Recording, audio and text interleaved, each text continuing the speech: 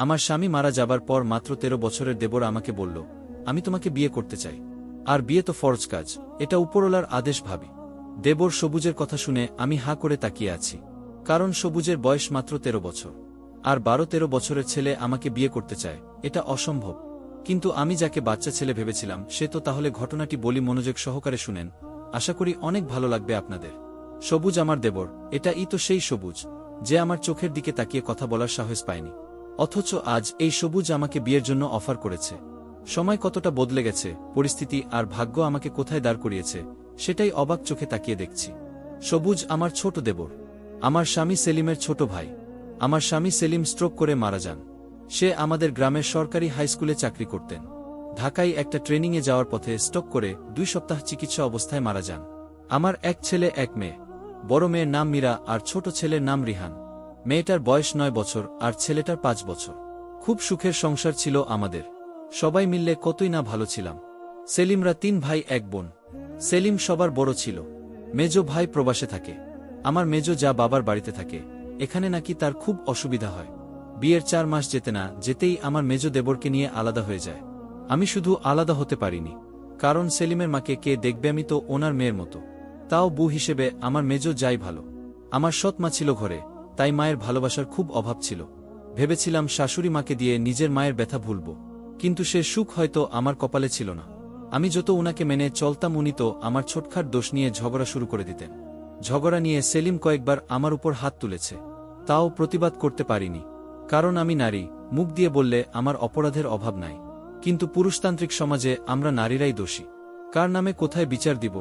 দিন শেষে এই পরিবার নিয়েই তো আমাকে থাকতে হবে। তাই কখনো প্রতিবাদ করেছি, আবার কখনো করিনি। সব মিলিয়ে আলহামদুলিল্লাহ ভালো ছিলাম। কিন্তু সবার কপালে সব সুখ সয় না। হয়তো আমার ক্ষেত্রে তাই হয়েছে। সবুজ আমার সাথে চোখ তুলে কথা বলতে পারেনি, ওর ভাই এর ভয়ে। আমার জানামতে আমাকে খুব সম্মান করে। কিন্তু আমার স্বামীর মৃত্যুর পর বুঝলাম, শুধু ভাইয়ের ভয়ে আমার দিকে তাকাতে ও সাহস পায়নি। ছেলেমেয়ে দুটোকে নিয়ে কোথায় যাব, কি করব? শাশুড়ি মা এবং সবুজের অত্যাচারে ঘরে বসা যায় না। কয়েক মাস সেলিমের ব্যাংকে জমানো টাকা দিয়ে কোনো রকম দিন কাটিয়ে দিয়েছি। কিন্তু আস্তে আস্তে তো সব শেষ হয়ে যাচ্ছে। এদিকে সবুজ ক্লাস 7 পাশ করেছে, সেলিম মারা যাওয়ার আগে। কিন্তু ও তো ছোটখাটো কিছু কাজ খুঁজতে পারে, তা না উল্টো ঘর থেকে টাকা নিয়ে বাজে খরচ করে। চোখের সামনে আমার সাজানো সংসার শেষ হয়ে যাচ্ছে। কি করব, কার কাছে হাত পাতব? সব মিলিয়ে আমি তিলে তিলে শেষ হয়ে যাচ্ছি। আল্লাহর কাছে তার নামাজ পড়ে কত রকম দোয়া করেছি, আল্লাহ যেন আমাকে সৎ রাখেন, হালাল রিজিকের ব্যবস্থা করে দেন। ছোটবেলায় মাকে হারিয়ে সৎ মায়ের কাছে কম কষ্ট ভোগ করিনি। আসলাম স্বামীর বাড়িতে, এসে স্বামীকে হারালাম। আল্লাহ যে আমার কত পরীক্ষা নিচ্ছেন জানি না।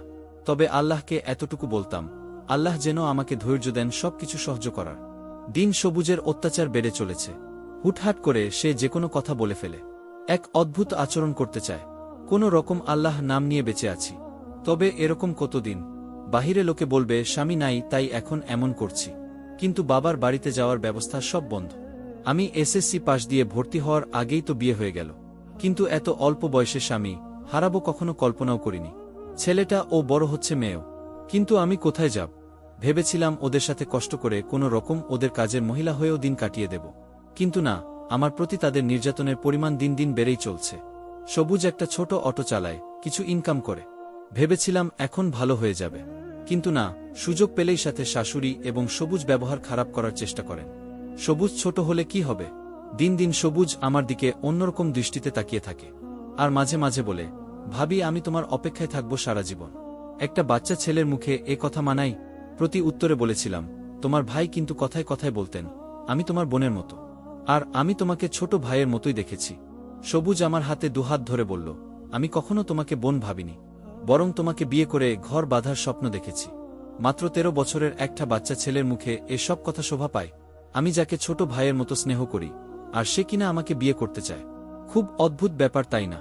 যখন সবুজ বলল, ভাবি যদি আমার ভাই বেঁচে থাকতো তাহলে আজ তোমার এই কষ্ট হতো না। আমি তোমার কষ্টের ভাগিদার হতে চাই। তোমার কষ্টের দিনে, সুখের দিনে আমি তোমার পাশে থাকতে চাই ভাবি। এই কথা বলার পর আমি সবুজকে জোরে একটা থাপ্পড় দিয়ে বললাম, তুমি একটা বাচ্চা ছেলে, তুমি আমার কষ্ট কি বুঝবে? আর তোমার ভাই বেঁচে থাকলে আজ এমনটা হতো না। সে বলে, তুমি আমাকে ভুল বুঝো না ভাবি, আমি তোমাকে অনেক ভালোবাসি। আমি যদি তোমাকে আমার বাড়িতে না রাখতে পারি, তাহলে আমার মা তো তোমাকেই বাড়ি থেকে তাড়িয়ে দেবে।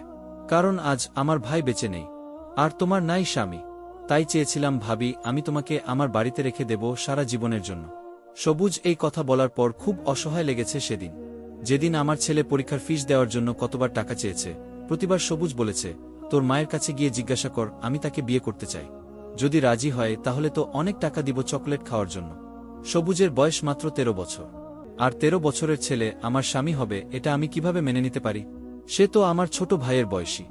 সবুজ বলল, ভাবি তোমার কষ্ট দেখলে আমার চোখে পানি চলে আসে। আমি তোমার কষ্ট সহ্য করতে পারি না ভাবি। আমি জানি বড় ভাইয়া মারা যাওয়ার পর তুমি আর কখনো বিয়ের পিড়িতে বসবে না। তোমার বাকি জীবনটা আমাদের বাড়িতে চাকরের মতো কাটাতে চাও, সেটা আমি জানি। কিন্তু ভাবি, তুমি চাইলে আমি তোমার সব কথা মেনে নেব। সবুজের কথা শুনে আমি বললাম, আরে তুমি তো একটা বাচ্চা ছেলে, তুমি বিয়ের কি বুঝবে? তোমার বিয়ের বয়স এখনো হয়নি।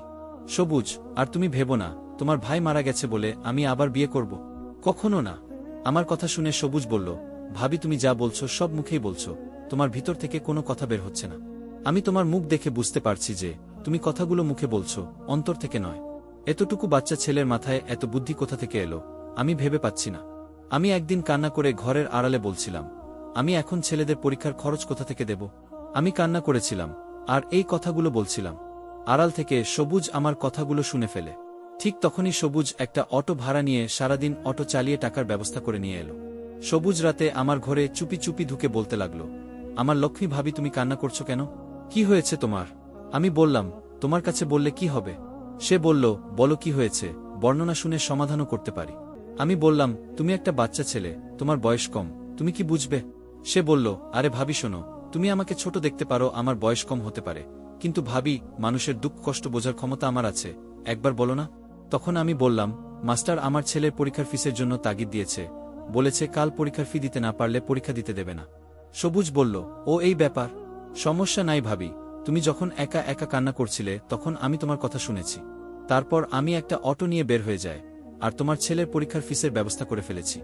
এই নাও, এখানে 1000 টাকা আছে, তুমি তোমার ছেলের পরীক্ষার ফিসটা দিয়ে দাও। তখন আমি খুশি হয়ে টাকাগুলো হাতে নিয়ে ছেলের পরীক্ষার ফিস দিয়ে দিলাম। আর আমার ছেলে পরীক্ষা দেওয়ার সুযোগ পেয়ে গেল। একদিন দেখি আমার শরীরটা খুব দুর্বল। সবুজ বলল, ভাবি তোমাকে আজ খুব দুর্বল দেখাচ্ছে কেন? আমি বললাম, আরে কিছু না। তারপর সবুজ আমার কপালে হাত দিয়ে দেখে শরীরে অনেক জ্বর, জ্বরে গা পুড়ে যাচ্ছে। সে বলল, ভাবি তোমার তো শরীরে অনেক জ্বর। তখন আমি জোরে গান হারিয়ে ফেললাম। সে চালু করে জলপট্টি দিল। তারপরও দেখলাম কিছুতেই জ্বর কমছে না। রাত প্রায় 11টা বাজে। এখন কি হবে? সবুজ কোনো কিছু না ভেবে দৌড়ে গিয়ে গ্রামের একজন পল্লী ডাক্তারকে নিয়ে আসলো। তখন ডাক্তার জ্বর মেপে ওষুধ দিয়ে গেল। সবুজ সারা রাত আমার পাশে দাঁড়িয়ে রইল। সবুজ সারা রাত একটুও ঘুমায়নি, কারণ আমার যদি কিছু হয়ে যায়, আর তাই সে ঘুমায়নি, সারা রাত জেগে রয়েছে। সকালে ঘুম আমি যখন উঠব তখন দেখতে পেলাম সবুজ দাঁড়িয়ে দাঁড়িয়ে ঝিমাচ্ছে। তখন আমি বললাম, সবুজ তুমি এখানে দাঁড়িয়ে কি করছো? তখন আমার ছেলে রিহান বলল, ছোট কাকা যদি তোমার পাশে না থাকতো তাহলে তো তুমি মারা যেতে আম্মু, কারণ তোমার রাতে প্রচণ্ড জ্বর এসেছিল শরীরে। তারপর তোমার কপালে জলপটি দিয়েছে ছোট কাকা। তারপর যখন তোমার জ্বর কিছুতেই কমছে না, তখন এই অন্ধকার রাতে তোমার জন্য ডাক্তার নিয়ে আসলো। বাসায় ডাক্তারমশাই তোমার জন্য ওষুধ দিয়েছে, আর সেই ওষুধ তোমাকে খাওয়ানো হয়েছে। আমার ছোট কাকা না থাকলে আজ যে তোমার কি হতো, হয়তো আমি তোমাকে আর মা ডাকার সুযোগ পেতাম না। ছেলের মুখে এসব কথা শোনার পর আমার চোখের জল ধরে রাখতে পারিনি। আমি তাকে জড়িয়ে ধরে হাউমাউ করে কান্না করতে লাগলাম। সবুজ তুমি আমাকে এত ভালোবাসো কেন? সে বলল, ভাবি আমার ভাইয়া মারা যাওয়ার পর তোমার কষ্ট কিছুতেই শুনতে পারছিলাম না। তুমি যখন সবসময় মনমরা থাকতে, আমার মা যখন তোমাকে বিভিন্ন কথা বলে গালি দিত, তখন আমি এটা শুনতে পারছিলাম না, কারণ আমার ভাইয়ের আমানত আমার বাড়িতেই রেখে দিতে চেয়েছি। জানো ভাবি, আমার জন্য অনেক সুন্দরী মেয়েরা পাগল, কিন্তু আমি কাউকে ভালোবাসার অধিকার দেয়নি। এর একটাই কারণ তোমার জন্য।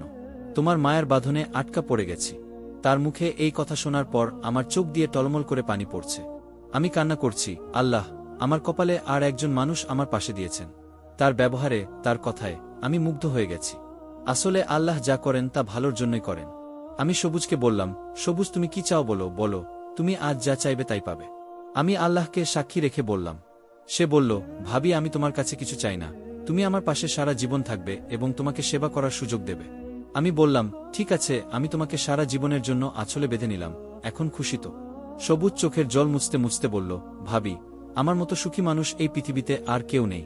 অনেক সাধনার পর তোমাকে এই বাড়িতে রেখে দিলাম সারা জীবনের জন্য, এটাই আমার সার্থকতা। বন্ধুরা, গল্পটা যদি আপনাদের ভালো লেগে থাকে তাহলে লাইক, কমেন্ট, শেয়ার ও সাবস্ক্রাইব করে পাশেই থাকবেন। ধন্যবাদ সবাইকে গল্পটা শোনার জন্য।